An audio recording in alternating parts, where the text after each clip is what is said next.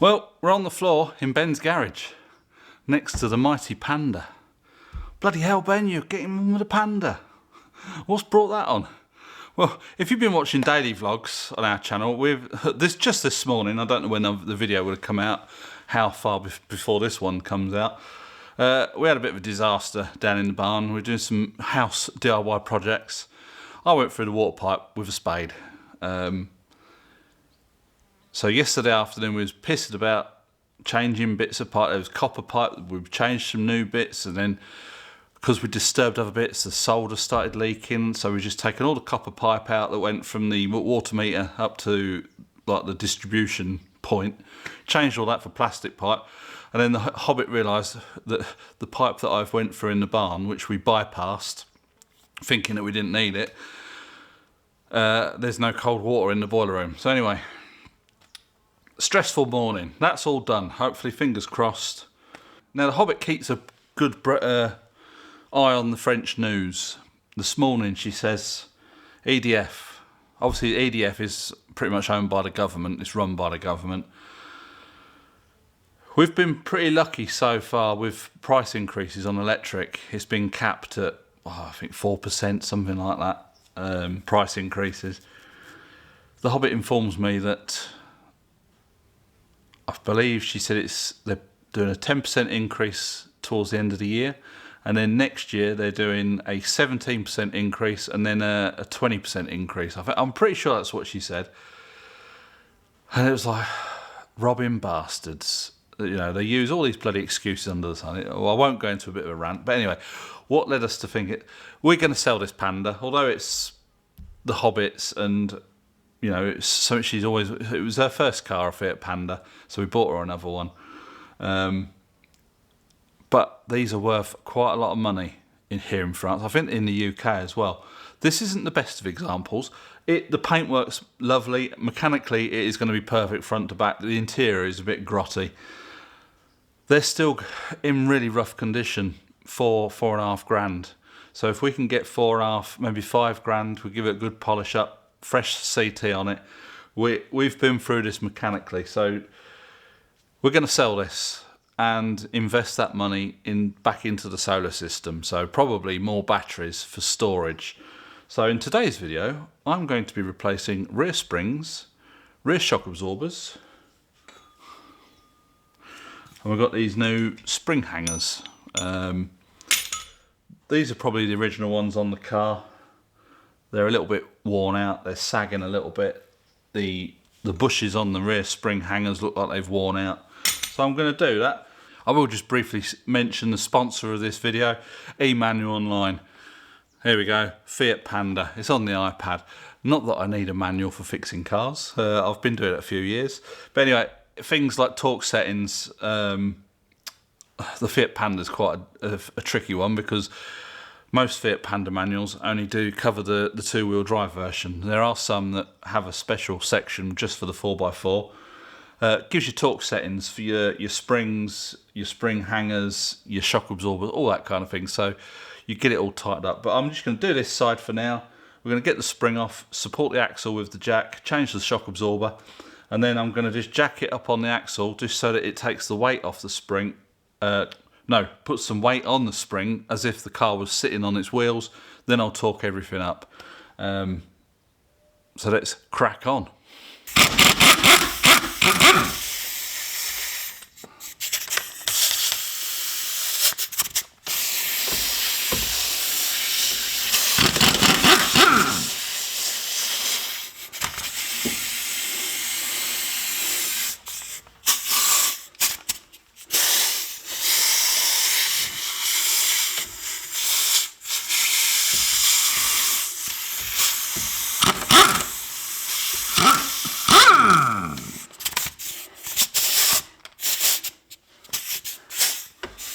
Must fix this airline.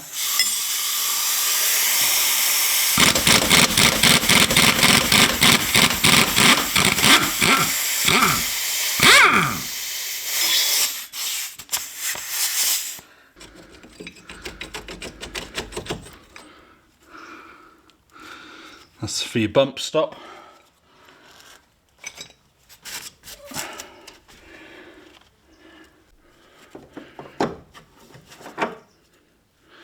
The state of that bush. Right, I've just got the spring hanger on the front. It's just one bolt.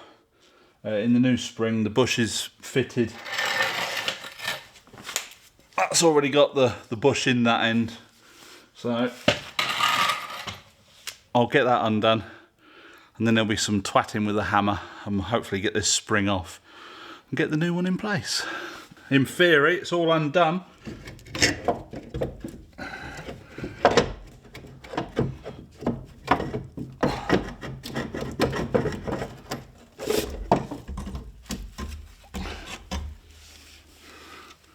One old spring. This is the old one. That's the new one. It's sitting a little bit higher up. But if that is the original spring, what do we say this was? 87? Yeah.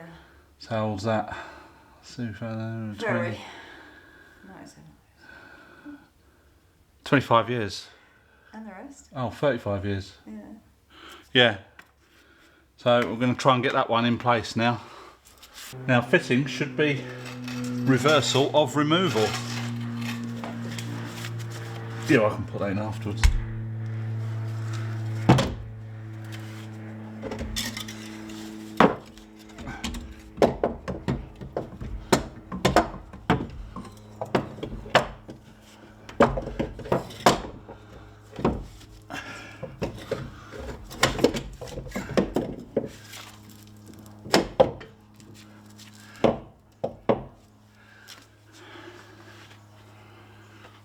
Well, it's in there. Right, I'll get that front bolt in and then we'll come back and do this back half. Right, I've lubricated those bushes and I managed to get them pushed in by jacking the axle up and down so that the spring was not hanging on them too much. I've got the outside bushes in. Well, that one doesn't seem to be in quite as well as the other one. I'm going to put this bracket on. Now it is shaped, you can see that goes to the outside.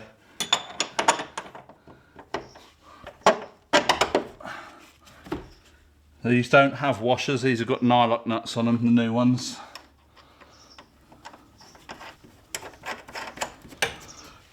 And as I've not taken the bumper off, we've got to do them back up with a ratchet.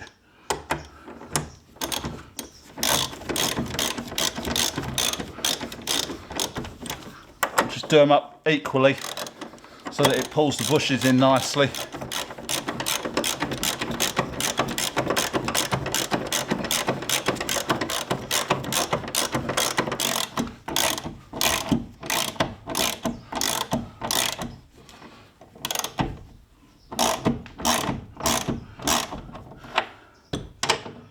Right, I'm not going to tighten them up tight. We're going to get the axle bolted to the spring, which is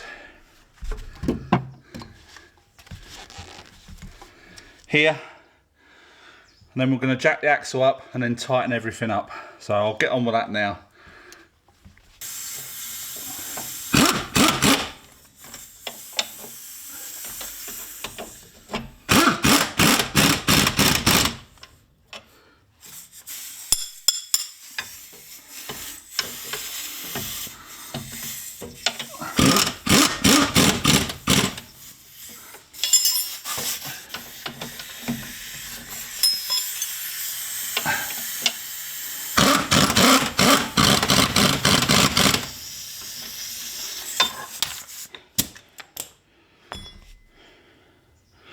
Right, that's all done. I'm going to jack the car up now so it comes off the axle stand.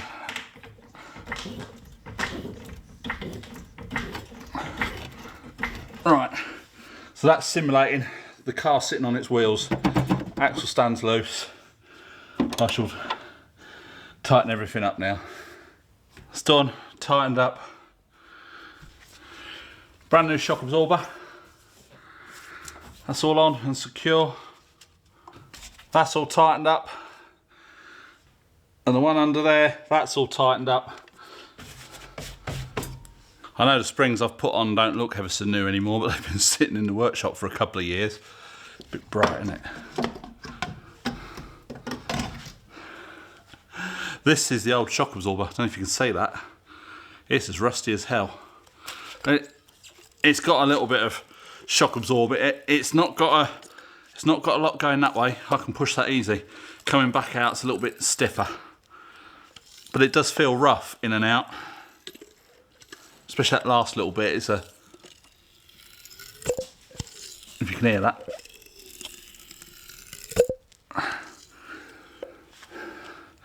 Good job done that. So that's it. The springs and shocks on this side of the car are done. I'm going to do the other side at some point. Not today. Oh, it's got hot again. But after this morning's episode down at the house, I thought we'd get up in the garage and do a little bit.